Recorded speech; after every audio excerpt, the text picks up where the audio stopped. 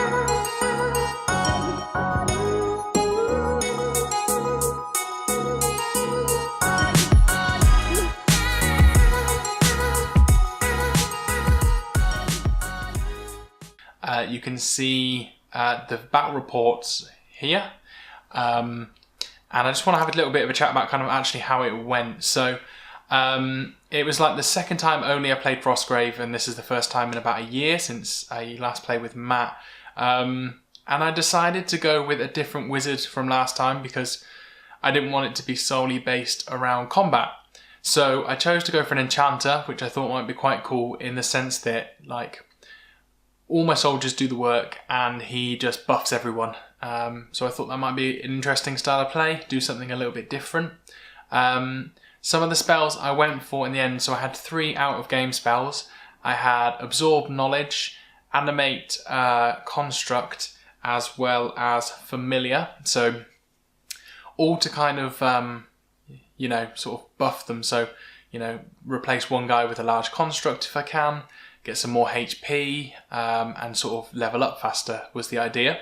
And then for my in-game spells, I've got Leap, Elemental Hammer, Grenade, which is one of the only offensive ones I took, Telekinesis, and Heal.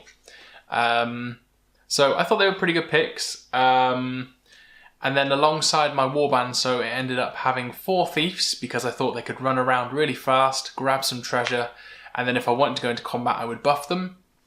I had 2 archers, a thug who got replaced by a large construct because I succeeded that spell, as well as a ranger. So a bit of a mix. It was actually going really well for me in the first 2 turns.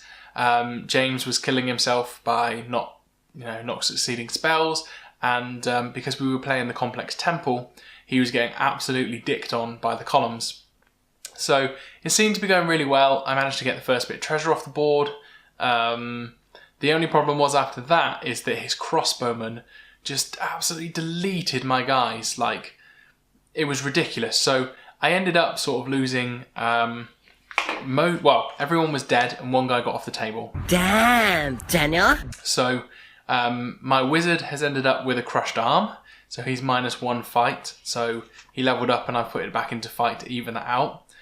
My apprentice was going to have to miss next game, but I spent 100 gold coins to get him back in because I thought it would be a bit silly not having both magic users. So I ended up getting a demon and a bottle potion, an explosive cocktail, and a potion of invisibility. But I've had to sell them all because I won't have enough guys to actually do anything next time. So I've sold them and I haven't really chosen who I'm going to get next. I think I'm just going to replace a few guys and maybe get some crossbows just after seeing how well they worked, to be honest. They were brutal. So I ended up having 360 gold once I'd sold the potions, and I chose my base was to be a library, so I get some extra experience. So what happened is that the wizard, a thug, and 2 archers and a thief made it through, but sitting out for the next round is a thief and a ranger. So not many people died, but there are a few members down. So I've got 260 gold that I need to spend on some guys in order to be back up to sort of full fighting force. So I'm excited to see what kind of happens in the next round. Me and James are going to play again. I ended up using some old miniatures. These are miniatures that I painted previously, and I'm not overly happy with them if I'm honest with you. So they don't really even fit the bill. So I'm going to swap them out for my zombie side. I just haven't had a chance to paint them yet. So Samson is going to be the dwarf from zombie side. So they should look a little bit nicer for next time. But the board looked cool and it seemed like a really good game. It was good fun.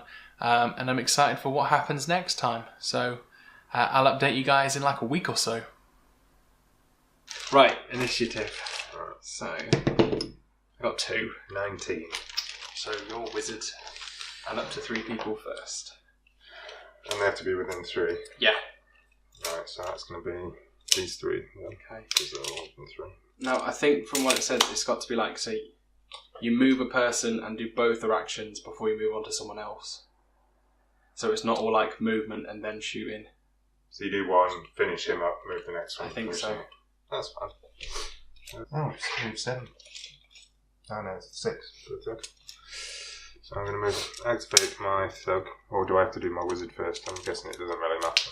No, I think it's just like those 3. So I'm just going to move up, Yeah.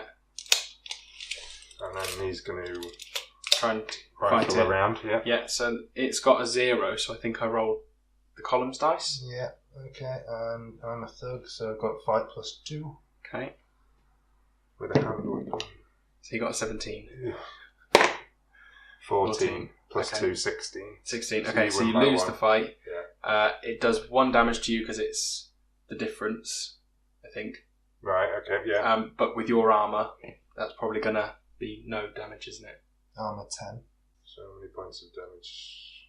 How can I get beaten up by a cold? That's what I don't get. This is probably going to kill him, isn't it? Yeah, he's down to 3 then. 3, okay. That's brutal. Yeah. That was a high roll, though. Yeah. Right, next.